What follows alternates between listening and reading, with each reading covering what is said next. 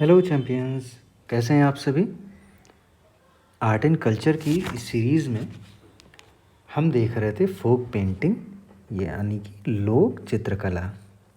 ठीक है, तो ये हमारी सीरीज़ चल रही है। आज सेकंड लेक्चर है इसका और आज हम देखेंगे फर्स्ट नंबर पे हमने देखी थी मधुबनी पेंटिंग और दूसरे नंबर पे हम देखेंगे पट्टचित्र यानी कि जो आपकी रघुराजपुर विलेज में आपकी इसका ओरिजिन मतलब इसको वहाँ से रिलेट किया जाता है। वहाँ की ये कला है। उड़ीसा में ये कौन सा विलेज है? रघुराजपुर विलेज। ठीक है, तो आइए इसके हम बारे में पढ़ते हैं। तो ये 12th सेंचुरी की पेंटिंग है। ठीक है, ये 12वीं सदी की पेंटिंग है जो कि मिक्स है। इसमें फोक एलिमेंट्स भी पाए जाते हैं और क्लासिकल एलिमेंट्स भी आपको देखने को मिलते हैं। दोनों टाइप के एलिमेंट्स आपको यहाँ पर देखने को मिल जाएंगे। इसमें अगर हम देखें तो पेंटिंग ड्रॉ इंस्पायरेशन फ्रॉम मतलब किससे इंस्पायरेशन लेके या किन के बारे में ये अधिकतर रहती है। तो इसको अगर आप ध्यान से देखें तो ये जगन्नाथ वैष्णव कल्ट का मतलब यहाँ पर होता है पंथ, यानी कि जो वैष्णव पंथ है, जो शिव शैव पंथ है ना। तो ये सारी चीज़ें इसमें रहेंगी और एक आपका ये शक्ति हो गया। ठीक है, तो ये सभी चीज़ों से ही इंस्पायर होके ये आपकी पेंटिंग जो ये बनी है, इसको आप ध्यान से देख लीजिए। इसके बारे में भी हम ब्रीफ देंगे आपको कैसे क्या चीज़ें होती हैं। तो ये पेंटिंग बनती है। ठीक है, यहाँ पर अगर हम बात करें पट्टचित्र का तो इसको अगर हम संधिविच्छेद करते हैं तो पट्ट मतलब होता है क्लॉथ या कपड़ा और चित्र मतलब कि पेंटिंग या चित्रकला। आपको ये चीज़ तो अंडरस्टूड ही है। तो ऐसी पेंटिंग जो कपड़े पे बनाई जाए वो होती है पट्टचित्र। और यहाँ पे नेचुरल कलर का यूज़ किया जाता है। कौन से कलर होते हैं? प्राकृतिक रंगों का यूज़ किया जाता है। क्लियर है ये चीज़? तो ये हो गया इसके बारे में।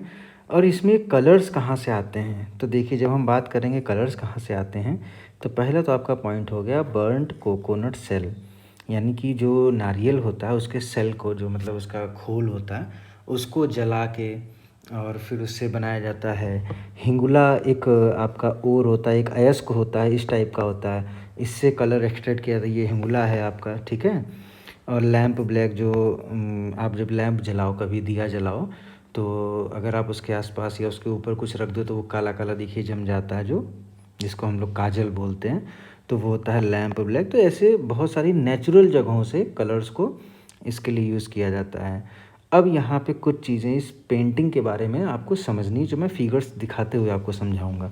जैसे हम बात कर रहे हैं outlines of paintings are rendered using brushes in yellow or red color.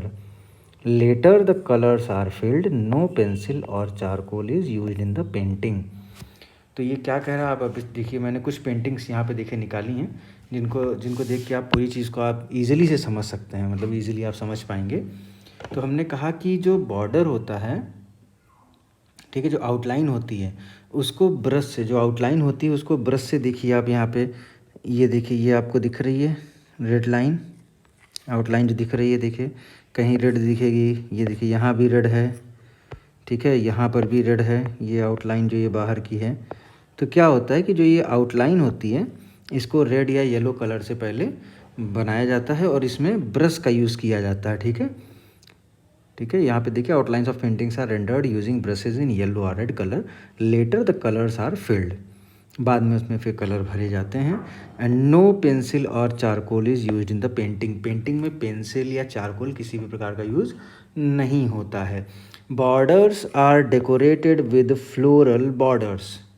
अब यहाँ पे देखिए, आप इसको समझिए, that are made of natural colour. तो जो बॉर्डर्स होंगे वहाँ पे वो फ्लोरल बॉर्डर होता है। देखिए ये सभी जगह जहाँ भी आप बॉर्डर देखेंगे तो ये देखिए, ये सब क्या है? फ्लोरल है। ठीक है, वनस्पतियाँ, फूल पौधे, ये सब आपको देखने को मिलता है जो बॉर्डर्स होते हैं। ठीक है, ये आपको हर जगह मिलेगा, जितना भी आप देखेंगे हर जगह ये सब भी देखिए फूल पत्तियाँ बनी हुई हैं। तो ये सब क्या है? फ्लोरल बॉर्डर्स हैं। और इनको जो है क्या होगा?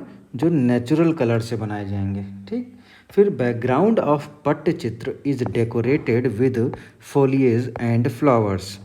ठीक है, जो पट्टचित्र का बैकग्राउंड है वो फॉलिएज यानी कि जो पत्तियां होती हैं।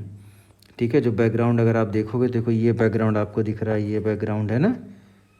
आप कहीं भी देखोगे तो ये यहाँ सब देखिए, ये सब पत्तियाँ, फूल पत्ती बनी हुई हैं, ठीक है। जो बैकग्राउंड होगा वहाँ पे क्या होगा, बैकग्राउंड जो आपका होगा वो फाइलेज और फ्लावर्स का होगा, ठीक है। एक ब्यूटीफुल फ्रेम होगा। Pattachitra paintings are very similar to the images of old murals. Murals का मतलब आपको पता है क्या होता है, भित्ति चित्र क्या होता है, भित्ति चित्र जानते हैं ना। तो जो भित्ति चित्र होते हैं उनसे मिलते जुलते हैं ये जो राज्य के भित्ति चित्र हैं, उनके सिमिलर ये दिखती है ये पेंटिंग, क्योंकि भित्ति चित्र जो भित्तियों में चित्र बने हुए हैं, पेंटिंग्स बनी हुई हैं जो मुरल्स हैं, वो भी कुछ ऐसी ही दिखती हैं। एंड पट, ये आपका इंपॉर्टेंट पॉइंट है, इसको आपको याद रखना होगा। Pattachitra is also drawn on palm leaf which is known as Tadpatra Chitra. ये जो पाम लीफ होती है इसको बोलते हैं ताड़ का पत्ता या ताड़पत्र। ताड़ का जो पत्ता होता है उसको बोलते हैं पाम लीफ। तो जब उस पे इस पेंटिंग को बनाया जाए, पट्टचित्र को बनाया जाए, तो हम उसको कहते हैं ताड़पत्र चित्र। क्या कहते हैं, ताड़पत्र चित्र, ठीक है। ये पॉइंट क्लियर है आप लोगों को, ताड़पत्र चित्र कहते हैं। और जो ये